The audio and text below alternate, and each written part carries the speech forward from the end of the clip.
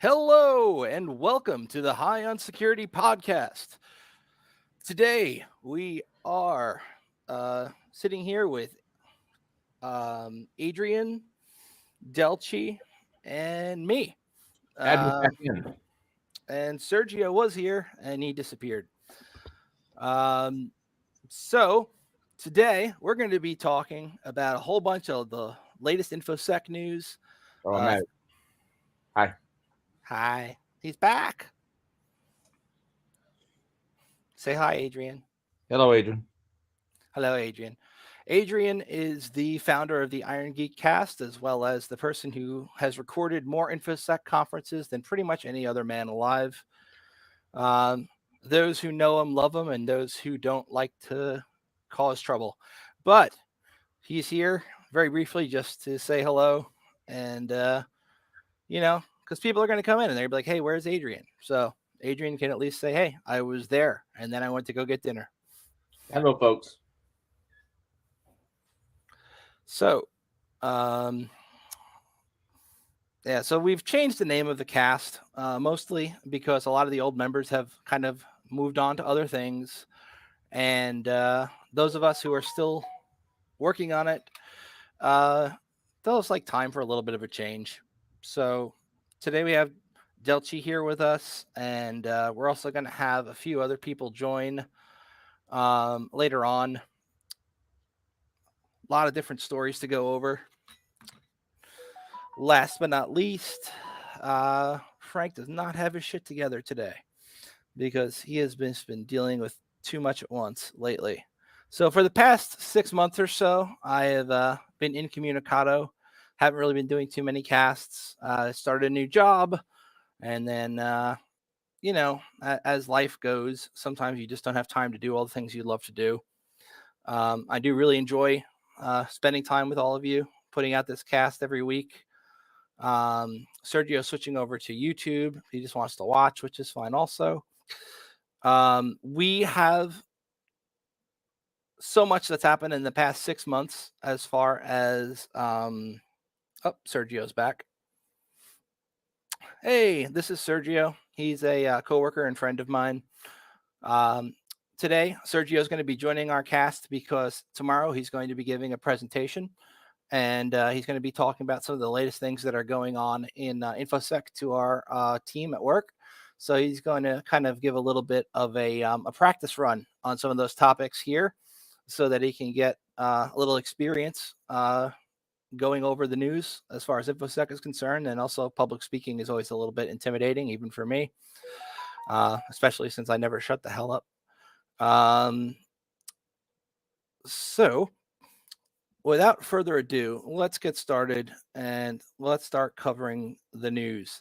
Now, we are going to have show notes up after the cast. I didn't have time to put them up before like I generally do. And we are mostly going to be covering news that's happened in the last 2 weeks or so. I know we haven't casted in 6 months. There's just too much to cover there to cover everything that can possibly be happening. And in the news lately, we have a lot of stuff with Russia, China, a lot of different app groups. There's a bunch of new techniques to cover. Most notably, there have been a lot of advances in the field of phishing. We've seen some really cool advancements as far as what's called the transparent phishing attack, which was first found out by the researchers over at Palo Alto Labs. This particular phishing attack takes advantage of a really unique idea where you get a phishing link and it looks legitimate. You click it and you get sent to the login page. As far as you're concerned, it's the page of the company you're trying to log into. You enter your credentials and you log in successfully and you don't know anything has happened. But behind the scenes, they've set up a proxy server and it is taking all of the information that's being sent across the wire and extracting the useful information, such as the cookie that you get after authenticating with a third-party service provider such as Okta, and then passing that information along to the attacker, who can take it and then go and log in as you for the amount of time that your cookie is open. This is a relatively new attack within the past 6 months, and it's built into a lot of popular phishing toolkits, such as EvilJinx. EvilJinx is available for anyone to download and use on GitHub, and it has a whole bunch of these attacks built in. And now there's even more. We have the browser in the browser attack. Now, this attack is particularly malicious, where a user is going to go to log into a page. They get a pop-up, or at least it looks like a pop-up. It's actually JavaScript, and they go and log into their Google account, but it's not. It's another variation on this kind of attack here. Oh, look, Nathan's here. Taking a brief pause from the description of an attack here, we have Nathan, who is a friend of the cast and very, very well versed in the crypto scene. Nathan, why don't you say hi to everybody? Hi, everybody. It's good to see you guys casting again. I'm really excited to be here. I hope we're gonna have a lot of fun. Same here. So this browser in the browser attack is particularly vicious because when the user goes to click the login page that comes up in the little window, kind of like when you go to log into Facebook and that little window pops up, say like you're using it as a third-party SSO to log into some site, it looks just like the legitimate window because they've spoofed the top part where you have the little icon in your browser normally, and you'll see a lock, and it looks just like the legitimate window on both Chrome and Firefox, and people will be very easily fooled by it. It was put out by a guy on YouTube, a guy on GitHub named Mr. Docs, and he's put a lot of work into this phishing toolkit, and it's being incorporated into a lot of the paid phishing toolkits that threat actors use, especially initial access brokers.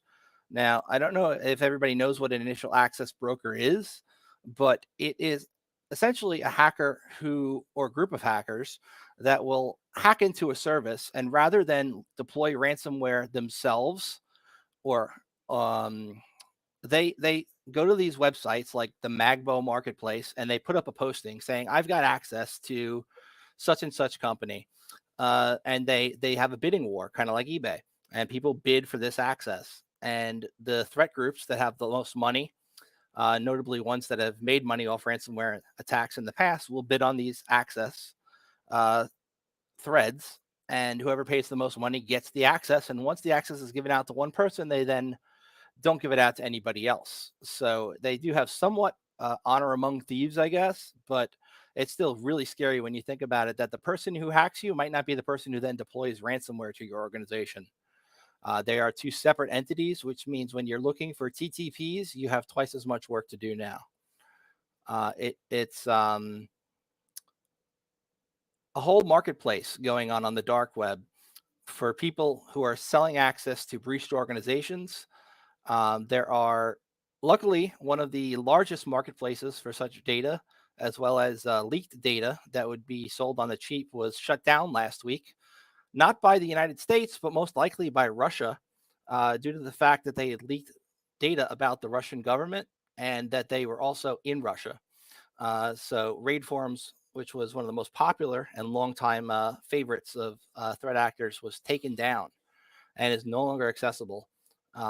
In fact, the person who set it up on Twitter made a post letting everybody know that the site had been taken, and they set up a fake login page to try and capture people attempting to log into it after it was taken down, so they could go and arrest those people in Russia and other countries that would care to do so. So I think all of this kind of started a few months ago when the Colonial Pipeline attack happened. We had issues where essentially the Russians were cooperating with us at that point to a small degree, because a Russian threat actor that was state-sponsored in the past took down our pipeline for the Colonial Pipeline. Yeah, I don't know what the heck they're called officially, but whatever company owns them. They caused severe issues with our supply chain due to that ransomware attack, and the price of gas went up. When that happened, the international cooperation kind of kicked in, and Russia was at that time nice enough to take that threat actor and send them to whatever gulag they ended up in. They just disappeared off the face of the planet one day. That's what happens when you don't follow the rules, I think, because to a large degree, you have to follow the rules. Even when you're a hacker and you're one of those bad guys, there are some rules you don't break. And if you're going to be a bad guy who's hacking another country, and then you take down their critical infrastructure, and your country then gets requests from a foreign government, especially one as powerful as the United States, you're going to take it seriously. Greetings. Oh, Bill Gardner's here. I love that guy. One of the best teachers over at Marshall University. We also have James Yordy in the comments, as well as Default Bypass. Greetings, everybody.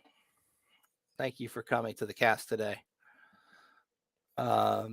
And of course, if you haven't noticed yet, this whole time I've been talking, I've been stalling where I try to find where the hell I pasted my show notes in the 1001 open windows I have on my computer right now.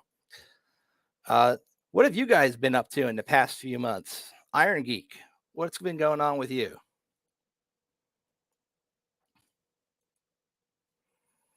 IronGeek is not talking.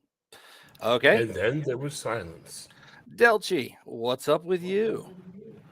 I have been playing around with old school pagers, 1990s vintage POSAG, Motorola Bravo pager. Advisor pagers, the kind you see in the movie Hackers. Lately, there's been a resurgence because of the anniversary of the movie. So a guy came up who calls himself Hackers Curator, and they were showing all kinds of neat things you can do with these. But in the process, they were breaking them. Oh, wow. So, and they were replacing the displays with stickers and stuff like that. So I was like, you know what, let's have some fun with this. And I found a way to take them apart and reprogram them without breaking them. And now I'm getting ready to paint them. So I'm going to have replicas of all the ones from the movie. And they're going to be tagged to the character of the movie. And yes, they will light up and say, hack the planet. That's pretty badass. And then using my HackRF that I bought recently, I'm actually transmitting to them. So I'm actually sending actual pages, not just dorking around internally and making them say things. Yeah, HackRFs are really cool. There's a lot you can do with them. As far as software-defined radios, the cheap ones will only let you listen, but the HackRF, if you guys aren't familiar, will let you both broadcast and listen. And there's cool accessories you can add to it, such as the PortaPack. Alternative firmware, such as the Havoc PortaPack. And if you were to put the Havoc version of the PortaPack on there, it adds a lot of added functionality to do things that you definitely shouldn't do if you're not a ham licensed operator, and some things you shouldn't do even if you are. Including things like, going to a restaurant that have the puck-based, your table is ready systems and making them all go off at the same time. See, what would be more useful is just making yours go off repeatedly so you can get seated quicker. Well, yes, but I mean, there's mayhem and then there's mayhem. Yes, there's misdirected mayhem and then there's directed havoc. So there's one of the newest things that was just discovered, and they just put out a capture file for it. Is they've got a string you can transmit that pops open charger doors on Teslas. Ooh, that's pretty badass. If you remember, not long ago, probably, there was some work with Open Sesame that was done where they were able to do a garage door opening trick by you could do it with a HackRF, but you could also do it with this really cheap toy that was cheap until they put this attack out, and then everybody bought them and the price went skyrocketing. It was a little pager tool for kids called the iMe. And with the iMe, yes, you could send messages to one another, like in a classroom before text messages were a thing. And they were on eBay for like $1 at one point, and now they're going for like $300 because Michael Osman decided that this would be a cool platform to play with. And if you take a look at the latest cool hacking tool that was released, as far as hardware hacking is concerned, there's this tool It's kind of like a Tamagotchi. It's very small, and I'm gonna remember the name of it at some point. But Is that the Ponagachi? it's not the Ponagachi. I have seen those two guys who have been working on that in their YouTube channel. They're very good, and they do an excellent cast every day about new hacking technique to try. Those guys are over at Varonis, I think. But I'm talking about the crud. I forgot the name of it. But it's a little hacking device that they took pre-orders for, and it can do all sorts of wicked shit. The Flipper. The Flipper Zero. Thank you. Yes, I got mine finally. You did? I mean, I got the order notification that it's coming soon, but I have not gotten it yet. The Flipper Zero has shipped for people, and they've been working on it. Some people have had trouble finding the software development kit for the Flipper Zero. If you do need that, you need to go on their Discord. They don't have a traditional file host for it up yet. So if you want to go grab the tools necessary to program it without using, say, the Arduino IDE interface, you go up there to their Discord channel, and you can pull all that down. There are some really cool things you can do with the Flipper Zero. Flip it the other way. It's upside down. Say again? Flip it the other way. You flip a zero. Oh, yeah, that's my camera. That's the way my camera's mounted. Yeah. So the Flipper Zero is a really cool tool. You can clone an RFID card with this thing. You can do all sorts of really cool radio-based project work with it. It's kind of a Swiss Army knife for people dealing with the hacking community centered around radio technology. And we're talking everybody from ham radio enthusiasts to people like Delchi here who like reprogramming old pagers from the movie Hackers. You got to hack the planet. But yeah, it's out in production and anybody can get it now. So Sergio, are you there? Yes. Would you like to talk about some of the things that you've seen recently that you might want to present on? I've seen a lot recently, actually. But those phishing attacks you were mentioning before, they are evolving, they are concerning. Also seen some new USC Bypass techniques, new kind of techniques used for code injection too. But actually, I cannot make my mind right now of everything that is in there. Well, we can start with UAC Bypass because those are really neat. If people are not familiar with UAC, it's a technology built into Windows that will stop the execution of a program when it tries to ask for administrative rights if it's set up properly. A lot of people will just turn it off because they don't want to get those pop-ups all the time saying, "Hey, you sure you want to run this?" But it is a good tool to stop code kind of in its tracks from running as an administrator. And there are some bypass techniques out there, including maybe adding a registry key that once added would just turn it right off. And a lot of scripts that are trying to bypass UAC now have that incorporated right in. So if you are trying to detect that in your environment, a good way to do it is to look for people trying to disable UAC using that registry key. There are other ways to disable UAC as well.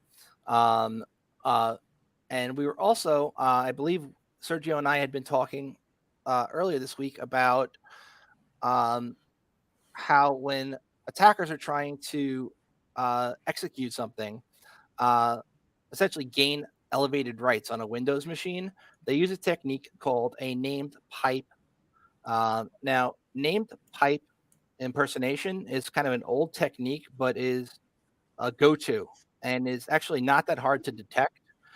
If you have logging enabled on your machines. So if somebody does try to do named pipe impersonation, it's pretty much, you're going to see a log entry going //pipe/whatever. And this technique is one of the ones that's a little bit harder to kind of verbalize if you're not able to get really into the nitty gritty. But I do recommend anybody who's interested in Windows privilege escalation, take a look at named pipe impersonation because it is one of the go-tos that attackers use to escalate privileges on Windows systems and get access to accounts that they should not have access to when they have got maybe a low-level account, like a guest account on a system, and they want that system-level account. On a Linux box, your highest level account you're going to get is root. And a lot of people think on a Windows machine, administrator or any account that has admin access is the highest level, but there is a higher level than that, being system. And the system account can do things regular users can't.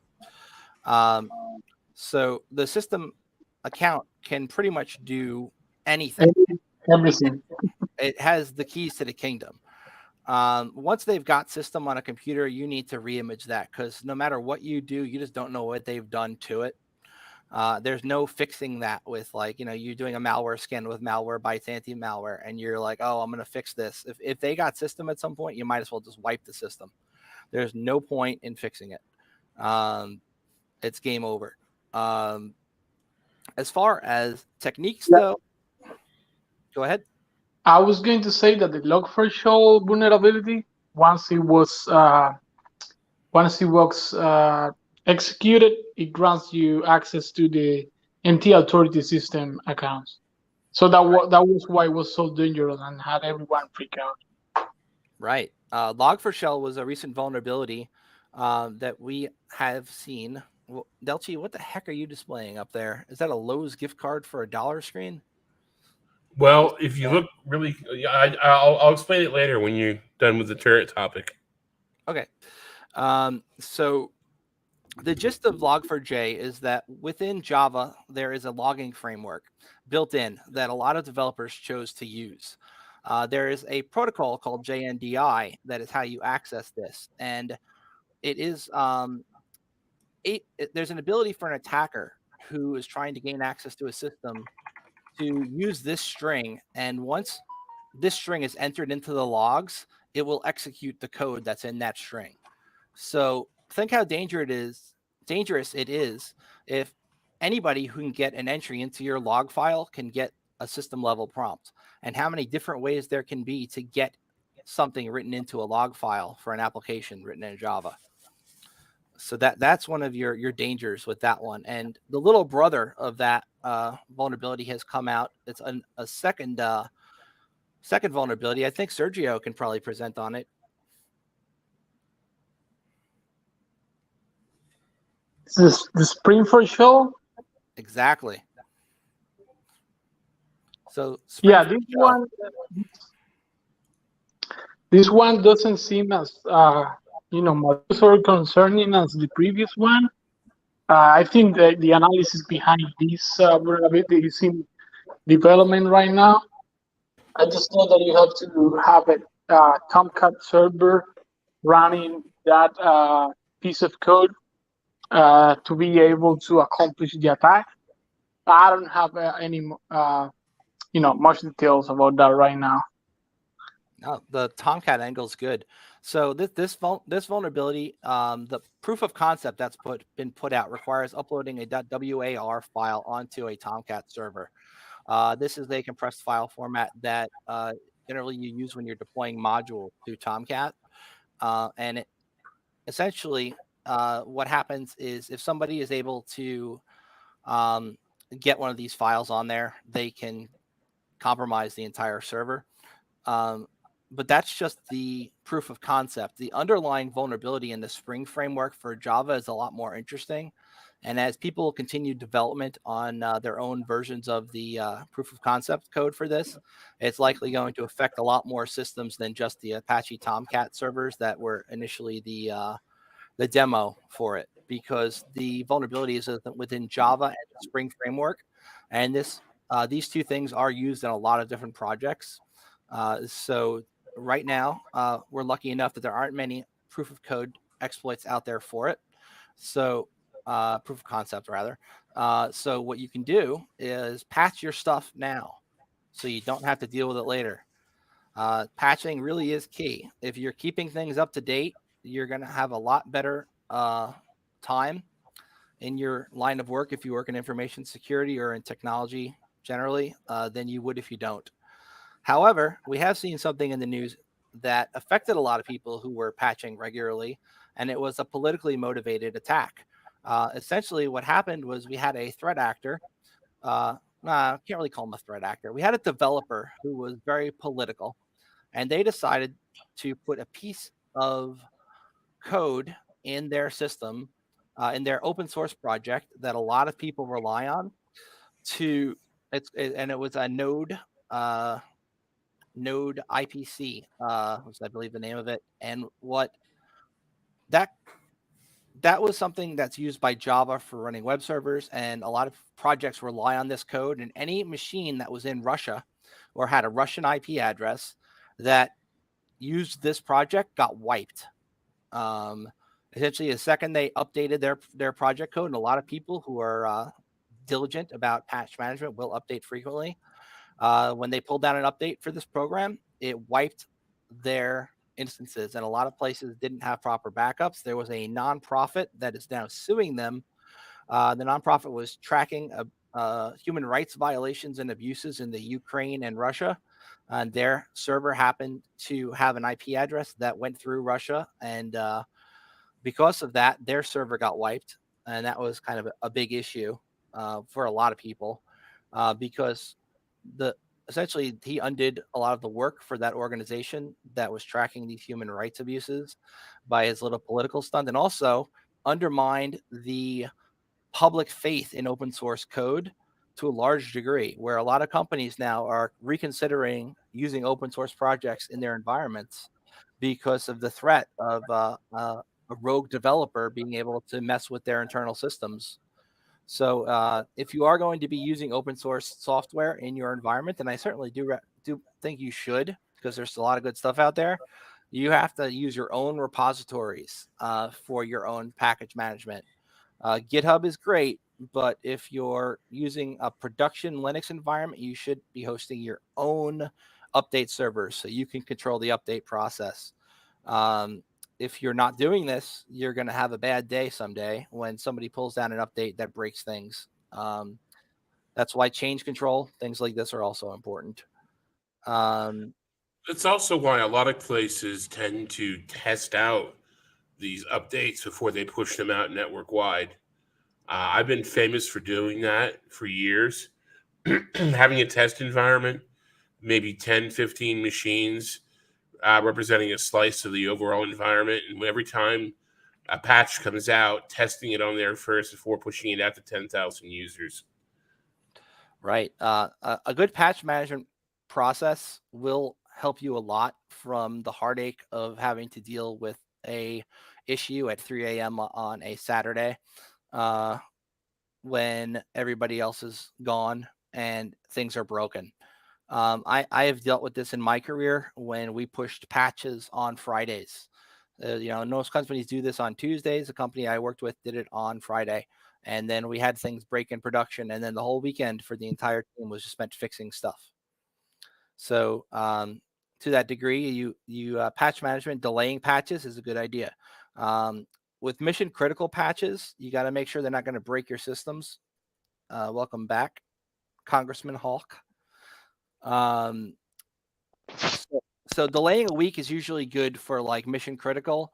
Sometimes people will delay longer than that, like 1 to 3 weeks for putting patches to servers, unless it's like a level 10 CVSS score vulnerability or maybe 9 or above.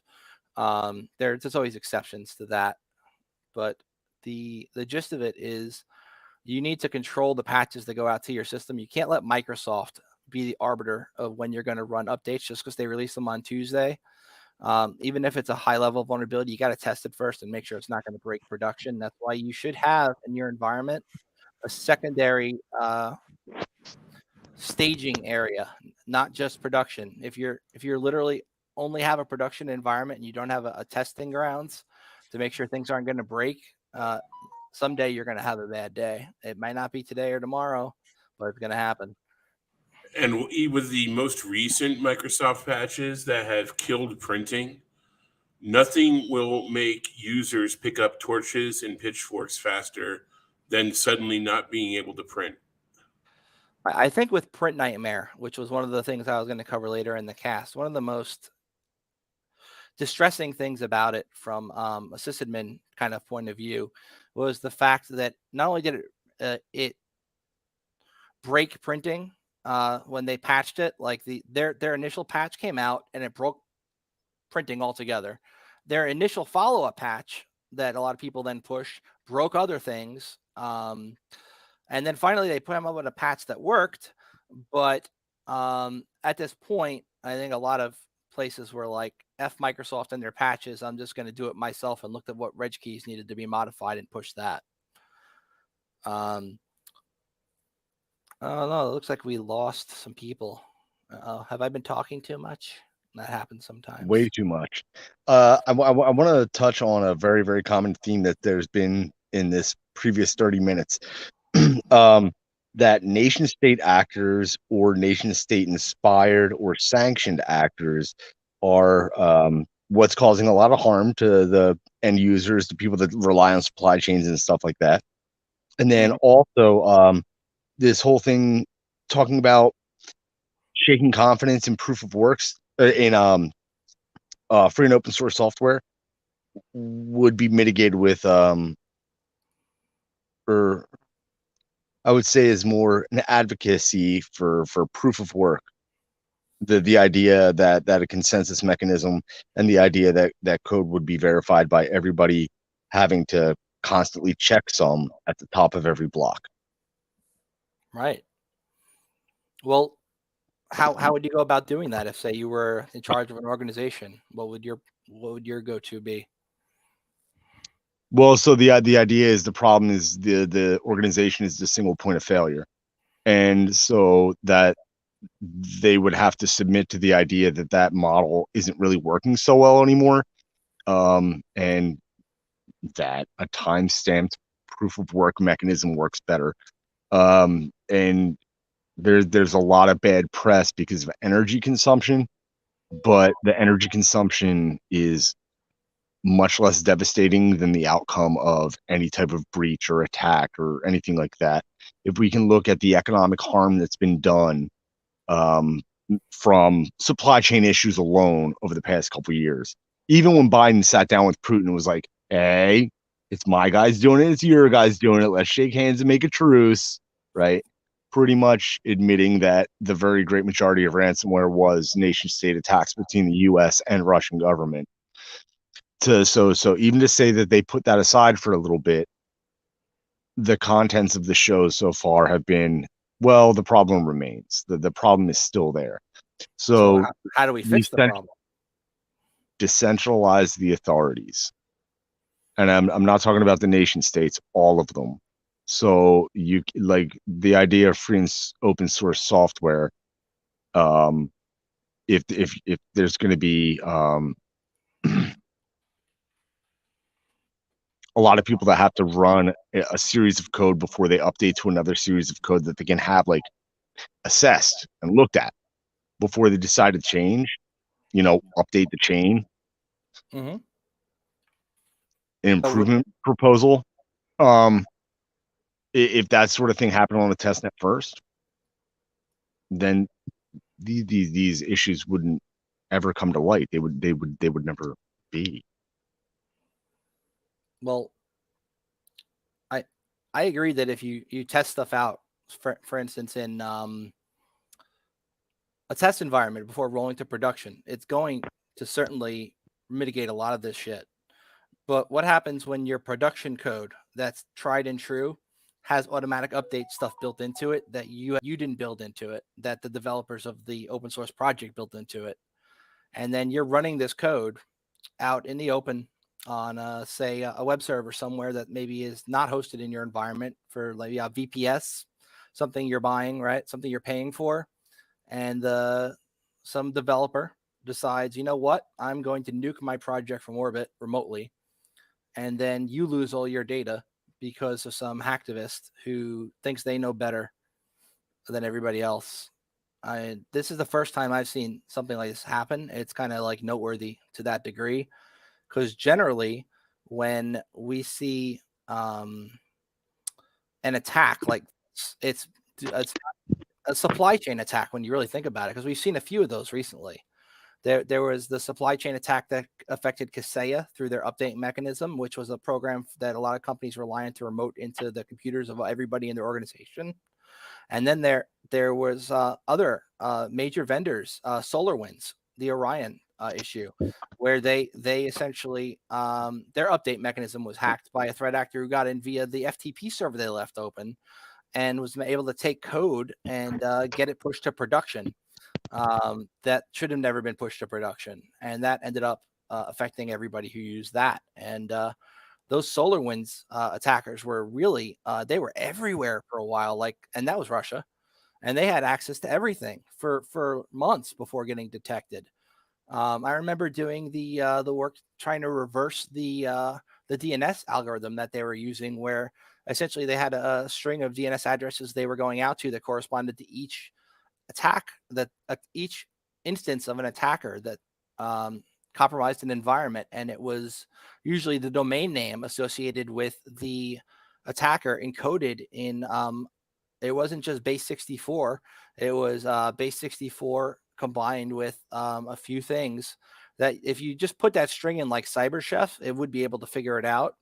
But if you wanted to reverse engineer that at scale, you would have to go and put together a script. And I remember looking at DNS server logs and looking at people who were connecting with those weird URLs and trying to figure out what companies had been hacked, because a lot of companies that got hacked never even publicly acknowledged it. But there were DNS entries for them that related to the fact that they were popped and involved in that attack. So these supply chain attacks are getting scarier and scarier. And having a developer involved is like, what the hell? Especially right. But so you look at something and you go, okay, well you just kind of gig economy out the entire infrastructure, just gig out the entire infrastructure so that everybody can have a small piece and everybody can work towards it and decide that they want to or don't want to be part of it. And then that way, no update gets pushed out that everyone automatically assumes. It's everyone has to choose to take the update, which means it would go through a much more rigorous process of getting brought to market. That's how closed source tends to do it for the majority of the time. Like Microsoft, their updates are not for the most majority of people on Microsoft Windows. They're getting those updates directly from Microsoft with no intermediary. But when you're in a company, generally they're going to do it through a thing like SCCM or Endpoint Manager or SMS, LANDesk, any one of these programs that's designed to do third-party patch management. PDQ deploy I used to use when I was doing help desk a freaking 1,000 years ago. But so it's not one party. So how would we do what you're proposing here? I think is pretty interesting. I assume you'd probably tie some kind of ledger into it, like maybe a blockchain type thing for signed updates, and to be able to verify that an update that's been posted is the update that's sent. Kind of like we normally would check like an MD5 or a SHA-1 hash, but if you could do something like that for verification that an update is legitimate in the blockchain, that'd be kind of a neat project to play with. Right, but the idea of it having to be a blockchain is a bit unnecessary. However, a proof of work mechanism for consensus could work like a blockchain without having to create some insanely cumbersome Merkle tree, right? So, I mean, it could be a self-pruning tree, something that wouldn't once information is verified, created, depended upon, legitimized, it would then not have to be stored. It could just go up until this hash were okay. There wouldn't have to be maintenance of an entire chain, right? So you could say, okay, well, we're at like 1,000 blocks. We all agreed that this is a statement of truth. Create the statement of truth. I suppose you could hash that statement of truth if necessary, but I don't think it'd be necessary. And then you could scrap it and start working on part 2. But then the entire idea of having an improvement proposal protocol in place that anybody can contribute to,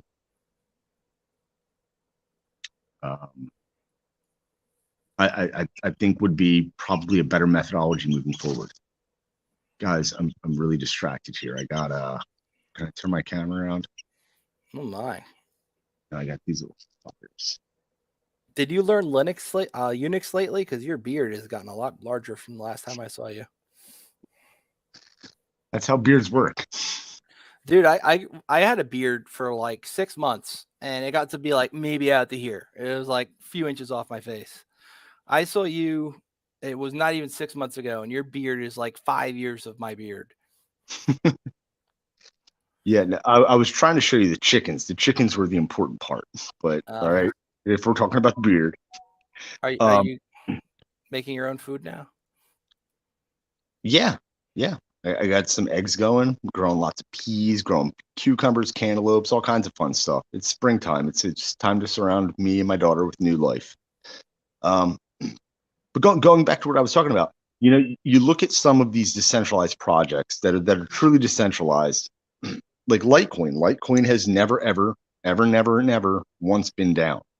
Bitcoin suffered one attack that was kind of gnarly and went down one time in the past 13 and a half years. Going down one time in 13 and a half years is pretty goddamned impressive. Can Schwab say that? Windows most certainly can't say that. The very great majority of things on the market can't say that. So I'm not saying that like perfect emulation of these environments is necessary, but what I'm suggesting is that there's elements here. There's attributes to the way that these things that are run that ought to be emulated to provide a safer environment for the end user. Because again, it's nation states doing like bickering in the dark that hurts the end user. That makes me not have availability to trucks because there's a silicone chip shortage. I don't want that. That's not fair to me because some nation state lords want to bicker. True. Well, I think the whole supply chain issues are kind of hitting everybody nowadays. So getting off the InfoSec bandwagon for just a little sidetrack, the issue with Russia, where we keep increasing the sanctions, is actually hurting a lot of farmers who rely on the fertilizer that is produced there, and the nitrates and various elements that are really not as largely concentrated elsewhere in the world. So when we're doing these sanctions, which definitely, I think Russia's had about 8 years of planning to insulate their own economy from sanctions before they decided to attack the Ukraine. I think it's not hurting them as much as we think, but it is hurting us a lot. Not necessarily the tariffs that we're putting on their goods and services, but the payment industry that relied on Russia to a large degree for I screwed up my train of thought here. Essentially, Russia just went to China. We kicked them out of SWIFT, and they went over to China, and they're using China's version of SWIFT. So all this stuff that we did that's supposed to hurt them, essentially, China is now reaping the benefits. And if Russia and China get too pally, in my opinion, it could be really bad for the U.S. because China could screw our economy pretty well if they decided to stop devaluing their dollar and started charging us full price for the cost of the labor to build the things we build there. Well, they're already screwing our economy. I mean, they've bought anything that isn't nailed down. I mean, they're just waiting for the right moment to pull the trigger, with or without Russia in their back pocket. Right. I mean, you can see buying companies, buying corporations, buying resources. I mean, everything from the housing market on up. I mean, you'll see little Chinese shell corporations buying up every other little, house that goes up for sale, driving the prices through the roof. But then again, it all belongs to them. It's a recipe for disaster that just hasn't happened yet. Yeah. I've seen some interesting things on networks related to Chinese devices. So there's a very common IP camera that's manufactured in China called Hikvision. And these Hikvision cameras were flooded in the U.S. markets, essentially to the point where all other IP cameras A lot of them just rebranded Hikvision stuff because it was cheaper to do that than to manufacture their own shit. A lot of these are calling out to China over various methods. One of them, most notably, was just doing a plain old SSH tunnel home. And other ones I've seen do more complicated things, such as DNS tunneling over DNS, which is accomplished with a open source project called Iodine. And there's just really strange things going on with these cheap devices that everybody's got from China that all of a sudden are kind of waking up and calling home. So the need to monitor your network traffic is greater now than kind of ever. Today's podcast brought to you by Security Onion Solutions. No, just kidding. But if you want to do it on the cheap, get Security Onion, get a VM, get anything on your network, and just start looking at your traffic. So you're going to see shit. You got a lot of cheap IoT shit. You got Chinese-made light bulbs. You'll be surprised what they're calling home about. I saw one Chinese light bulb that was actually calling home with the names of the devices on my network to China. I thought that was kind of interesting. It wasn't even encrypted. It was like just freaking telnet type traffic, but back to China. So it's scary. So nowadays you got to be more vigilant than ever. You know what's funny though? They don't really have to encrypt it because for the most part, nobody gives a damn about the iOS. Right. You know, I mean, they call it the IoT, Internet of Things. I call it the iOS, the Internet of Shit. They just Nobody don't want to confuse cares. people with Cisco iOS because then they're going to be like, well, what's going on with Cisco? You could tell somebody that the light bulbs in their house are phoning home to China and dumping all of their info, and they'd be like, I don't care. I can make it flash blue if I hit this button on my phone. Exactly. And, you know, I've seen people dyed in the wool, you know, rock star experts in InfoSec saying they don't give a damn. It's like, fine. You want to know what my refrigerator is doing? Go for it. But I think that they're short-sighted in that these devices are inherently vulnerable, not well kept up. And, you know, if your computer gets hacked, okay, and you get owned and you're part of a botnet, you're going to know it. Because it's going to drag it. It's me dragging like hell, and you'll see all the usual signs. And why is my PC so slow? And why is my porn really, really slow? And I'm not getting a good frame rate. But the thing is, what happens when your refrigerator is owned and part of a botnet? Right. What, your eggs aren't quite as cold? Or it takes a little longer for the shopping list to pop up on the display? You know, there's no real telltale signs that an end user will notice. And now, because of the Internet of Shit, everything in your house, from the toaster to the refrigerator to the washer, the dryer, you know, it's all your automatic bidet. It's all on the net, and you have no idea what it's phoning home with or where it's going to, and no one cares. And that's the beauty of how I think we're going to see a lot more exploit development in the near future. I agree. I was actually at a friend's house almost a year ago now, just hanging out, and I noticed he had one of those refrigerators that was it was running an Android variant on it, and I went into the, you know, as you do on any Android type device, you can fairly easily toss it into debug mode by just clicking on the system thing a few times. You know, you go into the menu and you're like the model version, and you just click it like 10 times or something, and it goes, you know, debug mode activated, right? And then I was able to get ADB on the thing, Android Device Bridge, and then I could essentially run commands on it, and that was fun. But the thing is, these devices are inherently insecure, and there's no regulatory body saying you need to do such and such to make sure your device is safe. And a lot of companies will just buy these things, put them on their networks, not segment them from the rest. And that's where we end up with breaches that are stupid and could have been avoided. And you combine that with devices that set themselves up without you knowing about it, and automatic hole punching in firewalls. UPnP should always be turned off. You've got a recipe for disaster. Agreed. If you guys don't know what UPnP is, it's Universal Plug and Play. It's a technology that allows, say, your video game to pop a hole in the firewall so that it can act as maybe a server so other computers can talk to it. when you're running and hosting a video game. Or for instance, if you are running qubit torrent and you want to get better speeds, you can pop a hole in your firewall manually. Or if you have UPnP turned on when you're doing your configuration, it can automatically do that. So without the systems administrator even knowing, you're getting past the firewall, opening up a hole into the network, and then causing all sorts of issues, which is why from a security standpoint, UPnP is a nightmare. And as an attacker, there are ways, if you're in a network and you want to say, do a reverse shell, do a bind shell into it, where you can open UPnP using Linux commands to get essentially the firewall to open a port for you on your behalf without you needing to get into the firewall first. So as a person who sets up networks, you should definitely be turning that off whenever you can.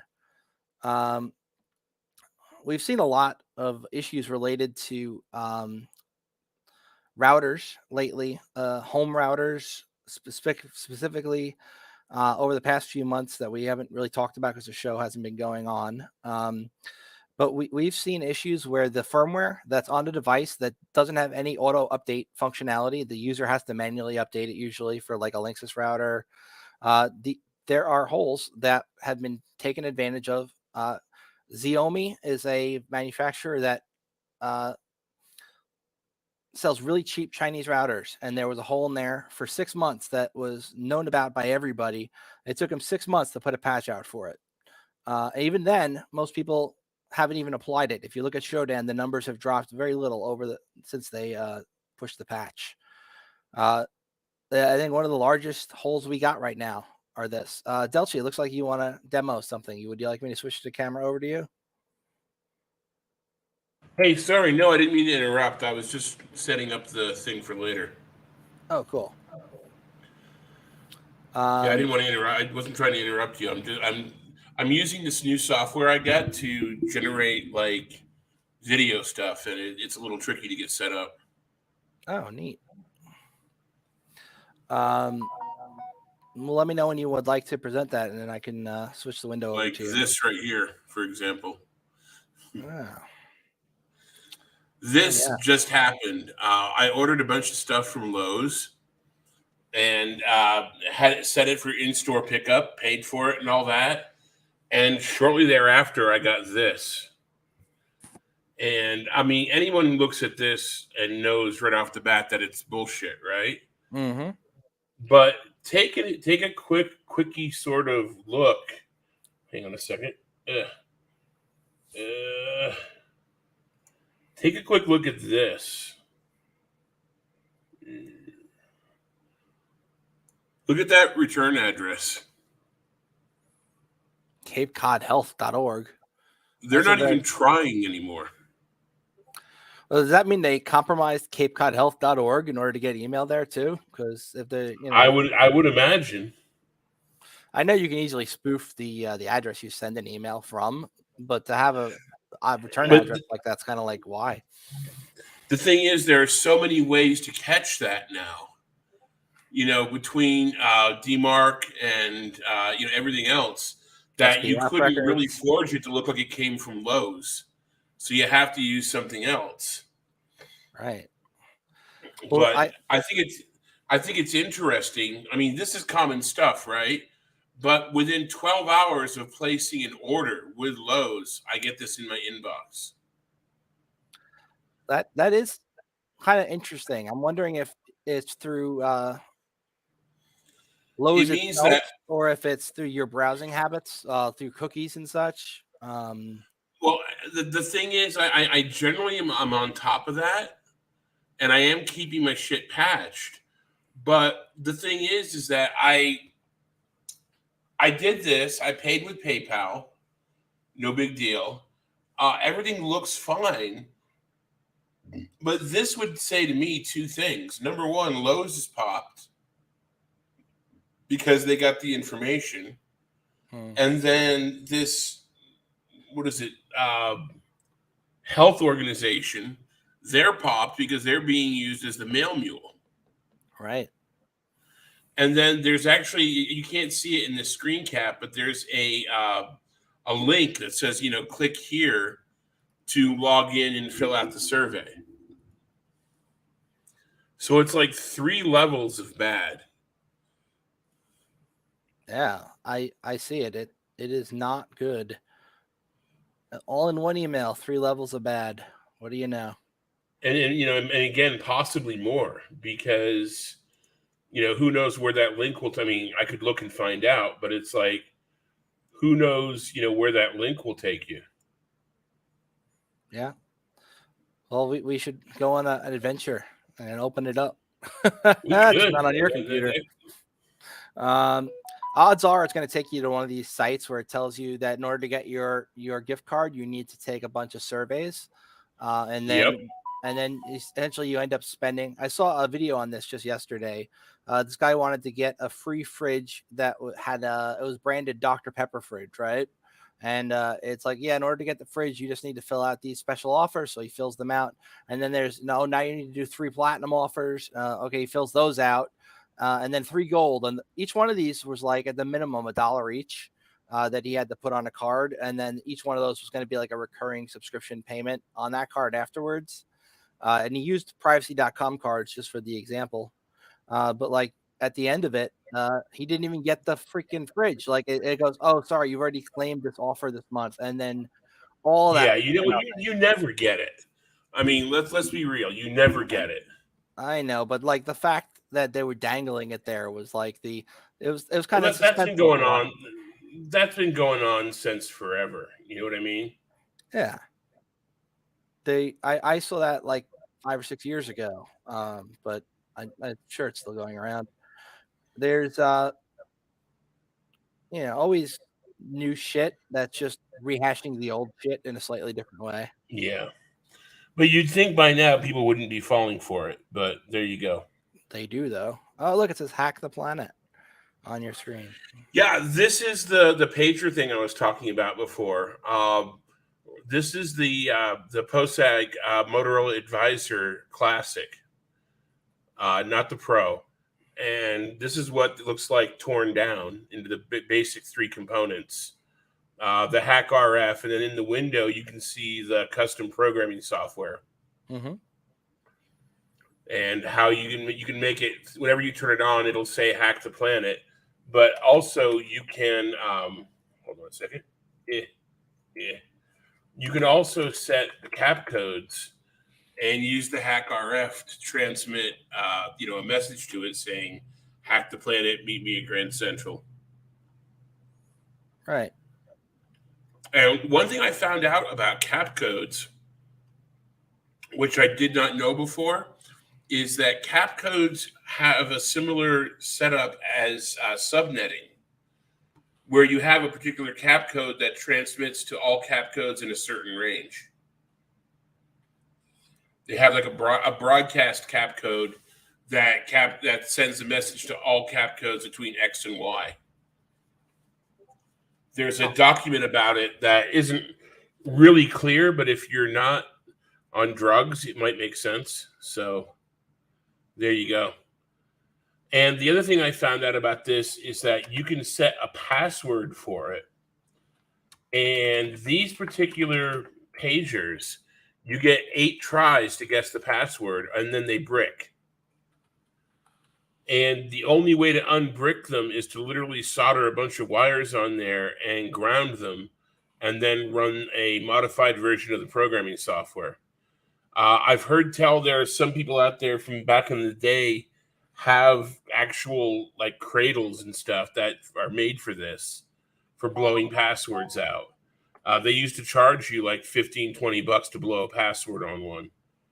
But once they're bricked, that's the only way you have. Otherwise, they're pretty much useless. Wow.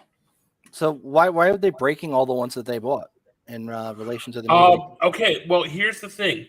They took them apart without really thinking about how they were taking them apart.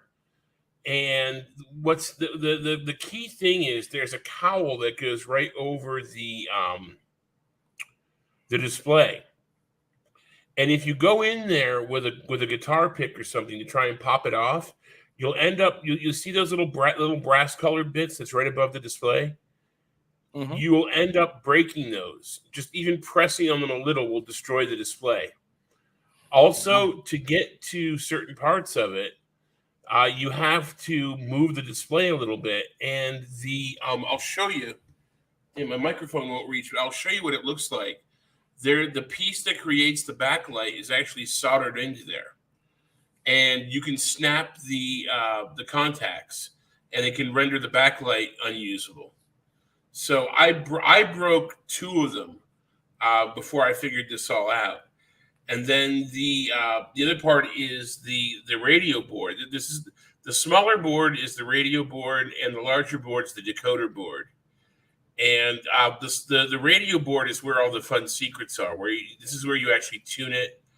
And if you don't know what the frequency is, the crystal is right about dead center, that little blue piece. And you can reach down there and stretch off the plastic, and the frequency is actually stamped on the crystal. Interesting. But it's really easy to break the contacts that make up the backlight display. It's really easy to break the display by pressing in on the little pieces of metal that are there. And it's also easy to break the display by pulling off the ribbon cable that connects it to the board. I'll show you what I'm talking about here. Can you see that? Yeah. Do you see right around here where the little brass pieces are pressed in? That means your display will no longer work. That will fuck your display. What happens is the cowl goes over these 3 pieces here, but you can't really see that when the cowl is on it. So you stick something in here and start prying up, you end up breaking these or pressing them together, and the display goes to hell. You got to only hit it here, here, and here, and then it will pop up. And then, like I said, if it comes loose, this is just tack soldered on. It's really hard to put back into place.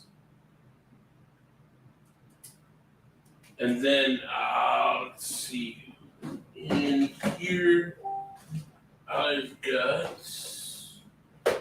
here you go. This is what the back, this is what the backlight display looks like. It's got 2 contacts, one here and one here. This is a better example. And you can see where the pins are. And this slides right inside of here. There's a little slot that it slides into. And what happens is if you're jerking this around trying to get the cowl off, you can see right here where the pins go in here and here. And once they snap off, that's game over. And it's very easy to break these, and then they only work at like half brightness or quarter brightness, or they don't work at all. That is some flimsy stuff.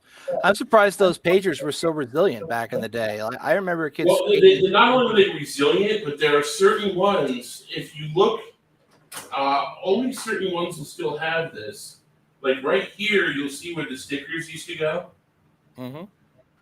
There's a particular model number that you can get off of it, and it will tell you, if you run this number, it'll tell you whether or not it's approved for use in dangerous environments. In other words, in gas environments or vapor environments, it won't spark and make an explosion. Wow. That's an interesting piece of technology. I did not think they would have had the forethought to even put on that. These particular pagers were really popular amongst fire departments, police departments, and hospitals. Yeah, I remember the fire departments generally used ones without screens, like the Minotaur 2 was pretty popular. Yeah, the Minotaur, though, wasn't really for text messaging. And what the Minotaur 2 did was it had tone out, what they call tone out, where you'll hear a tone and then you'll hear a voice saying, all volunteer units report to wherever because the UFO just captured the president, Yep. Well, we've lost almost everybody who was watching the stream at this point. Really? Yeah, there's only 2 people. Oh, but back to 4. Okay. I'm sorry. No, it's all good. I found it interesting. If nobody else, hopefully some people did. I thought it was pretty freaking cool. Yeah. iOS got a bunch of 0-day patches recently. Excuse. This was this week. Let me cover this real quick. So we also have some Python-based ransomware to talk about that's affecting some Juniper notebooks, which are like ways of running Python code kind of in a contained way. You're like developing a program. So let me share my screen here so we can go over some of the stuff I got to present on today, because we've been an hour in and I haven't really presented much yet. So Apple rushes out 0-day patch in Mac OS and iOS.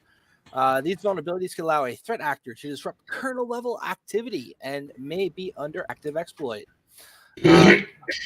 These are separate level security updates, and you know how well Apple pays for bugs. So the fact that they don't get hoarded is pretty special.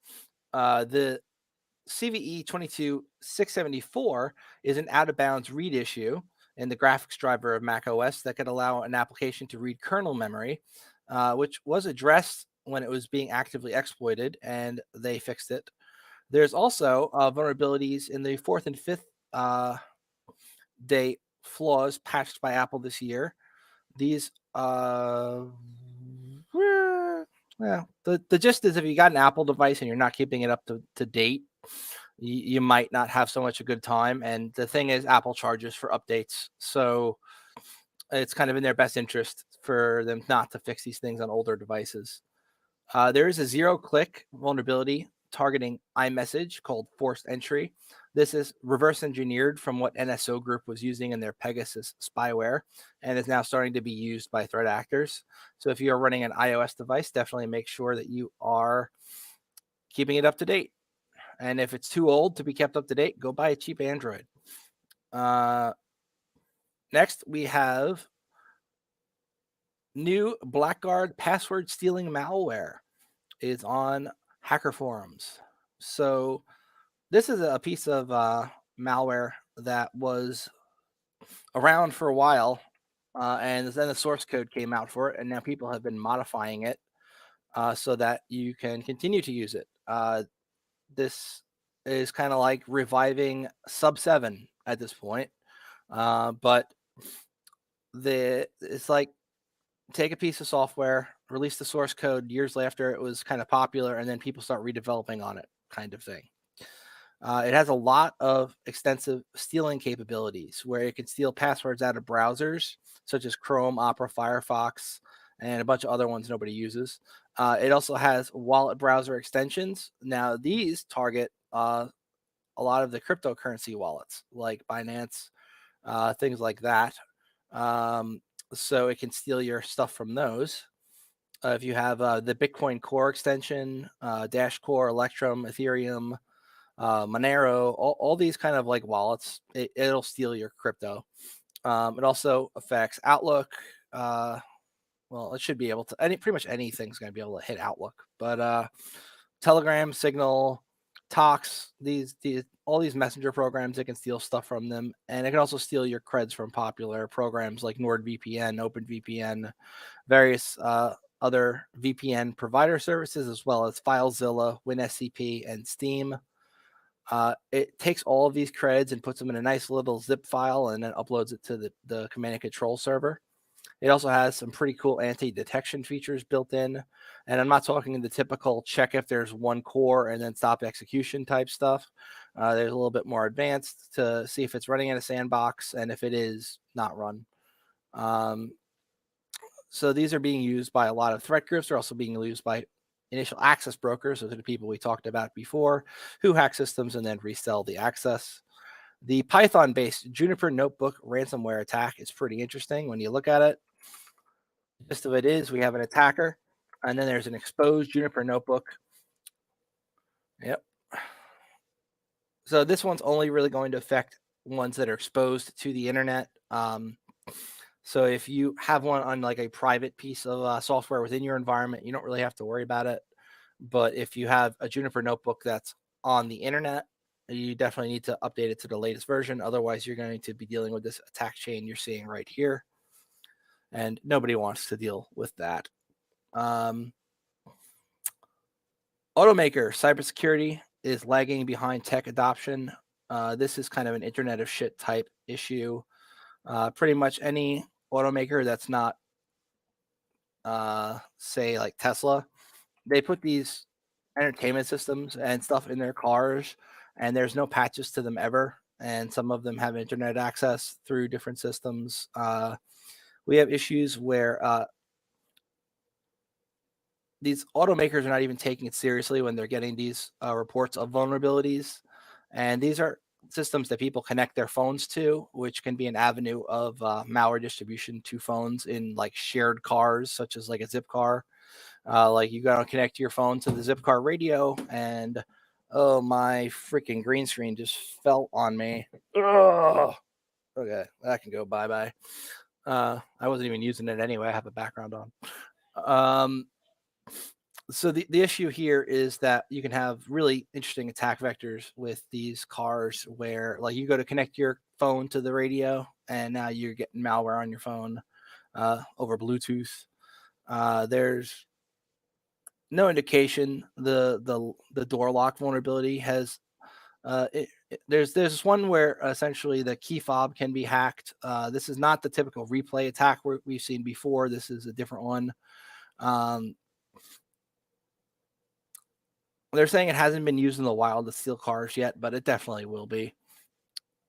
Anything that becomes common knowledge as a avenue of attack that doesn't yet have a proof of concept will sooner or later usually have one. So, and they're not patching because like, how are you going to patch a car? What are they going to mail everybody who has the car a thumb drive and tell them they got to stick it in? And what are they going to do every time there's a patch? So it's interesting. Sergio had to go pick up his wife, which is fine. We really appreciate him coming on the cast today and sharing with us. He's a great guy, and hopefully he will come on the cast again someday. This one I found really amusing.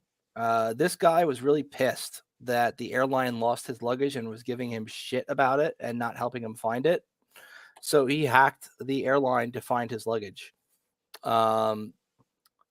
He started digging into Indigo's website. This is one of those weird airlines from another country that we've never heard of before. And using his co-passenger's PNR, and I don't know, hoping to find an address and a phone number.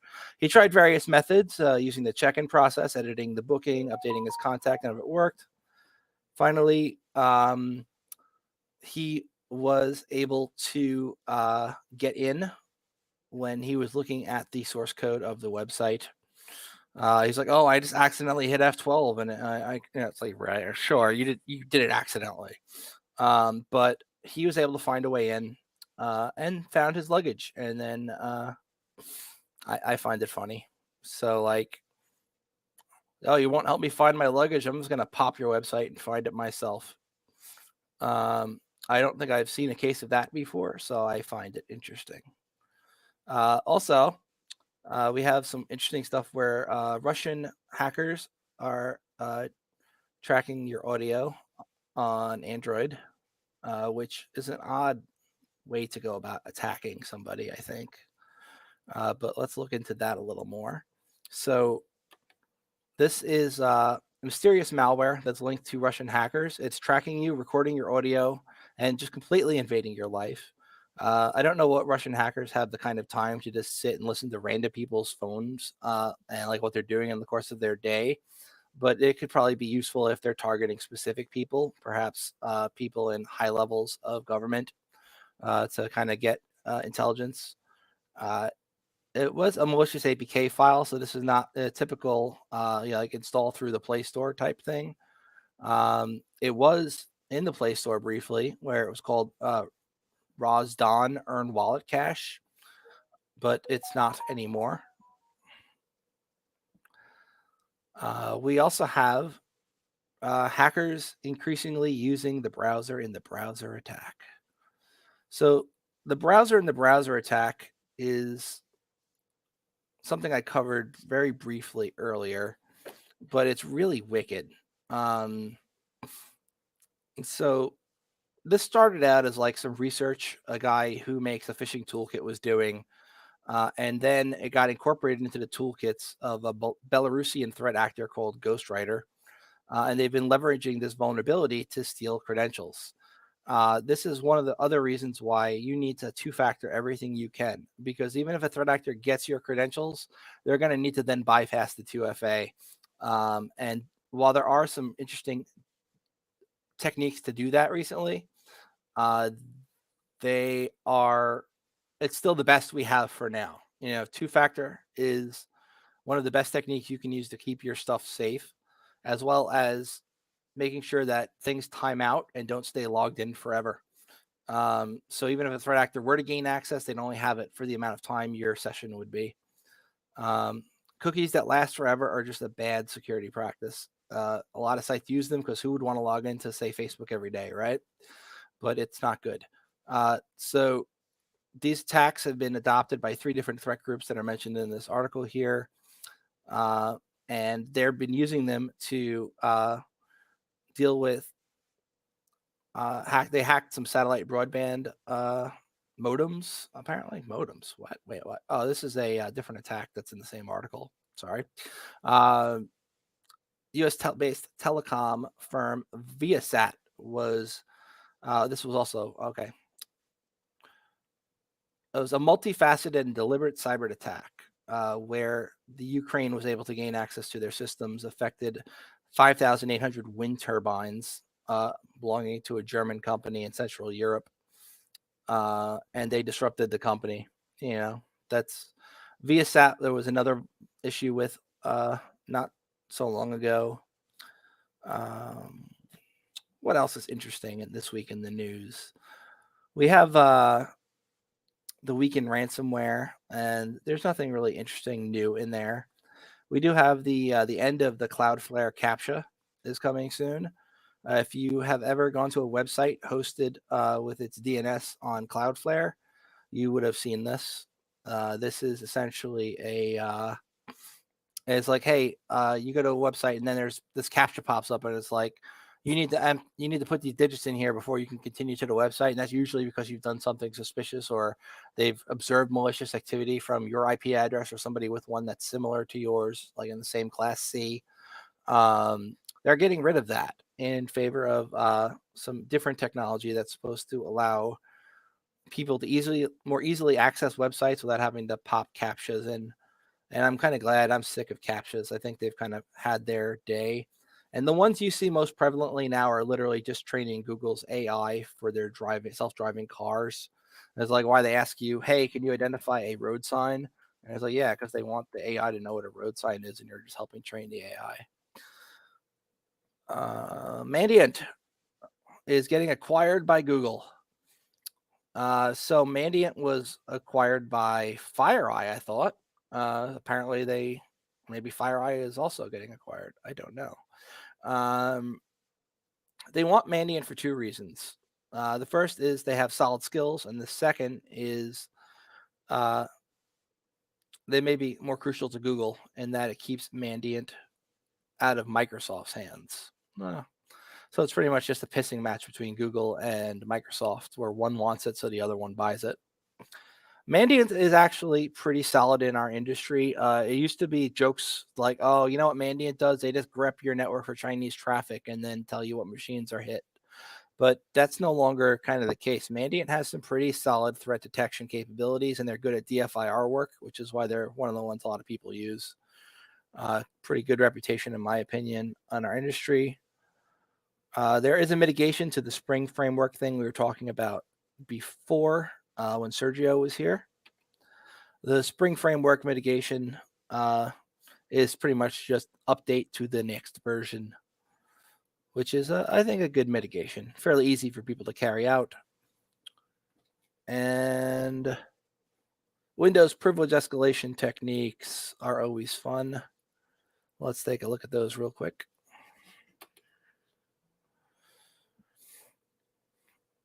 So this is more of a tools review than anything else, but Windows Exploit Suggester is one of the good tools you can use if you are on a system and have a low privilege shell as a penetration tester, where you want to know what vulnerabilities you can use to exploit your privileges. It will enumerate what patches are installed on the Windows box and give you a list of what exploits to try to get a better shell.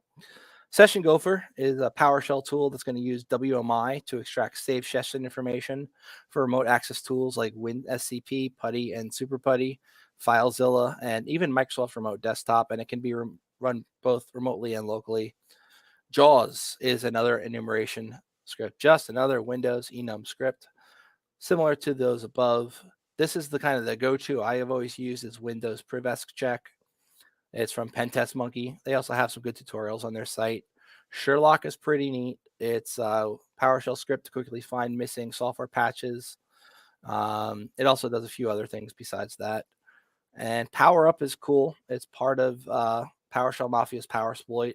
It's also incorporated into PowerShell Empire. And Metasploit Windows gather applied patches. This is just a Metasploit interpreter. I don't even know what the hell you call those things. It's just like a script in there written in Ruby that you run when you got a shell, and you use it to find out how to get a better shell. Yeah. So as far as Privesk, I thought that was a pretty interesting little rundown of different tools that you can use if you are stuck with your Privesk in a pen test.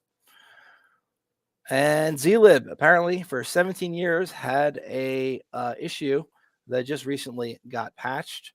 If you're unfamiliar with zlib, it is a data compression library that is in Linux that is used to compress files and also network streams and a bunch of other shit. It's been around forever, and it is also in WinZip, 7-zip, a bunch of other stuff. There was an issue with it where it also, I didn't even know that. So if you ever look at like an HTTP request, the deflate, that method is also there.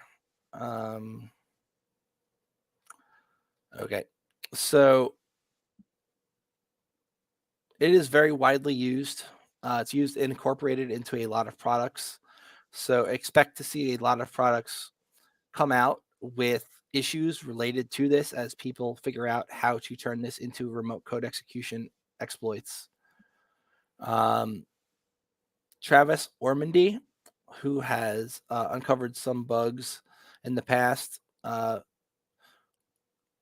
pushed some exploitable bug code in a mailing list right here.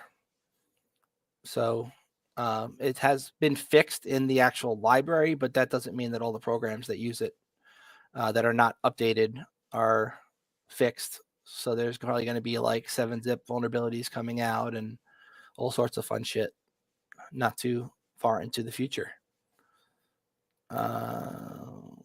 This was interesting.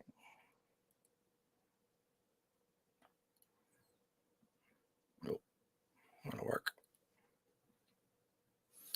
So this is a proof of concept for a local privilege escalation bug in the Linux kernel. And while I am not the kind of guy with a beard like Nathan's, where I can, understand how to do Linux kernel coding, I can understand that this is not good. And here is a demo of the vulnerability here, where you can see that by running this command, and that is a shell command. Well, guys got root. So if you are running a Linux system that is affected by this, and a lot of them are, it is time to update. Always good to keep things up to date. But yeah. And that's all I have in terms of articles. And I am free to shoot the shit. Or not. And we have dead air. Well, it's not really dead air. It's just sort of semi-alive.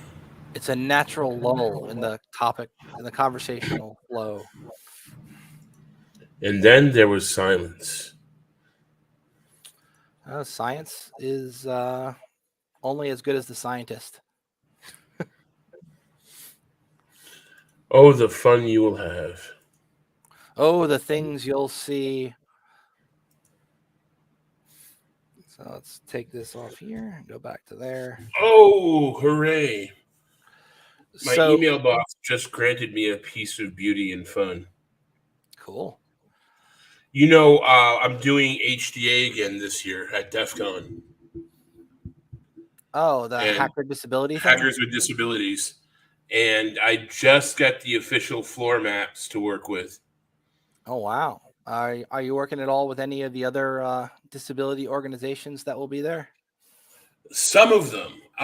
What I'm doing is specific to DEF CON, which is we have a section in the forums for people to ask questions or make requests. I'm like a pipeline. So if you have a need, like you're a speaker and you need a ramp to get up to the podium, you can let me know, and then I can let the right people know. We can make things get arranged for you. I work with the hotels to make sure that people don't get bothered. So like if you plug in your electric chair to, recharge it, security won't come over and give you the business.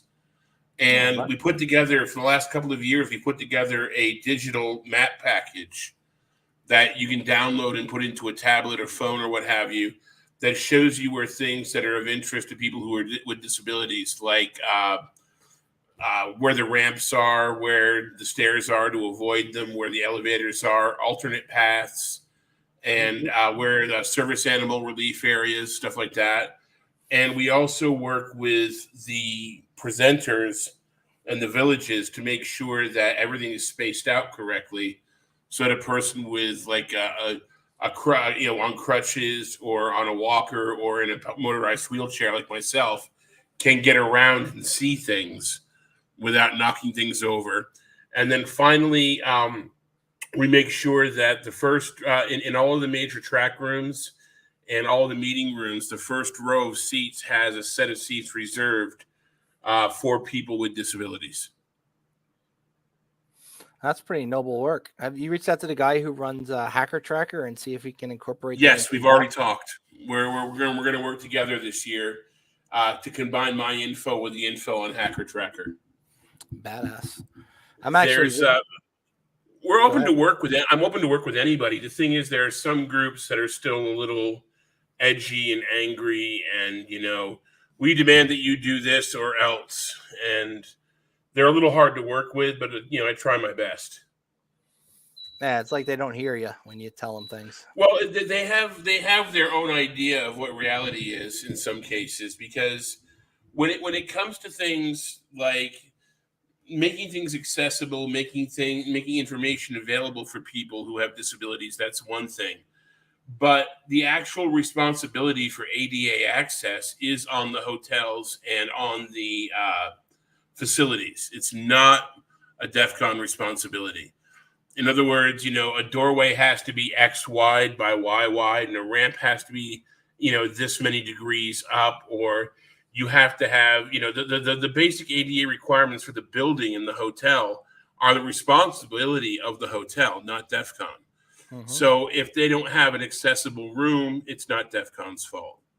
If the accessible room isn't really all that accessible, again, not DEF CON's fault. And I ran into that problem last year. I ran into the room that I rented for DEF CON.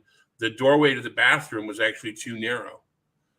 And you end up scraping up the paint and knocking the wood out a little bit and stuff like that. But these are real things that happen. There was also an alleyway that led down to a particular village that you couldn't navigate with with a scooter or a power chair. You could literally get stuck in it. There was not enough room to turn around, and you had to back out of it. We fixed that problem for this year. And there was also a couple of organizations that were put into rooms that were too small.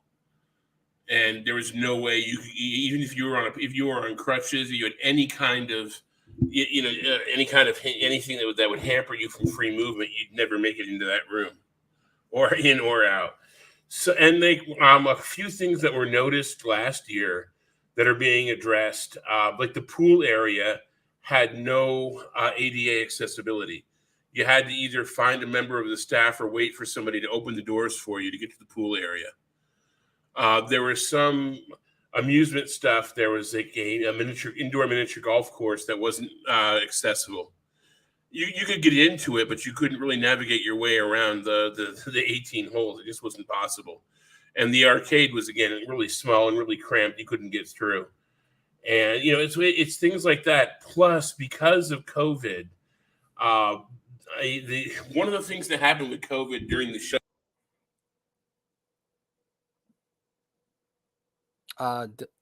Your audio is cut out. Okay. Well, Delchi seems to be having minor technical difficulties, probably related to the really weird way he's decided to route his audio on his Linux box. So I don't really have anything else. Adrian has stepped away to go get food, and Nathan really hasn't been very vocal this cast. So I guess we shall end it. Thank you all for joining us this week. We hope to be back next week with even more people to talk about security and the things that you guys care about. Delchi, your audio is completely out. We can't hear you. Yeah, there we go. I'm back. And he's back. Okay, well. The audio cable popped out of the back of my microphone. I thought your Linux routing. What was the last thing you heard me talking about?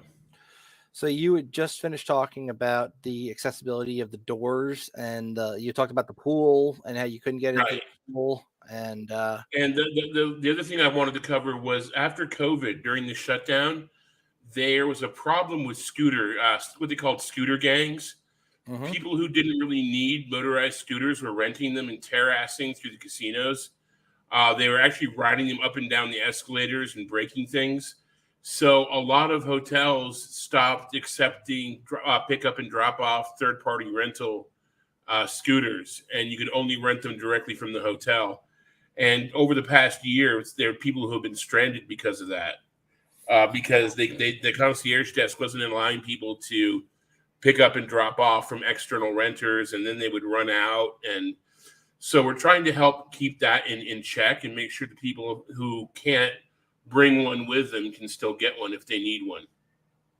Sweet. But these are things that a lot of people are not aware of that have happened like in the past year since COVID, the COVID shutdown and new rules and regs for the hotels. So we're trying to keep up on top of this. If you go into the DEF CON forums and you go into the planning area, just search for HDA, Hackers with Disabilities, and we have our own section in the forum. And also we have our own Twitter, which is HDA_DEF CON, where we're making announcements and stuff.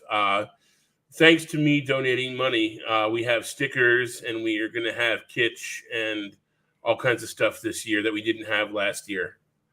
But one thing from last year that was really great was we had a really huge positive response from people. A lot of people who showed up. Someone actually made a comment to a goon, and I haven't been able to track it down yet. They said that it was the most accessibly friendly con they had been to in years. Sweet. So, we're looking to try and make things better for everybody. And I have a unique point of view because I'm one of those disabled people. So, part of my thing is like when I'm roaming around, I'm actually taking notes of things and making sure that things get taken care of.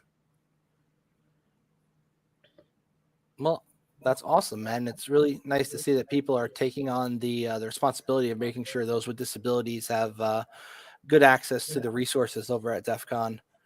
And I will be actually in Vegas next week house hunting. So we can maybe link up at some point. And house hunting. Yeah, that's some craziness right there. Yep. So, but right. You know where the Batcave is. Come on by. I shall. All right, guys.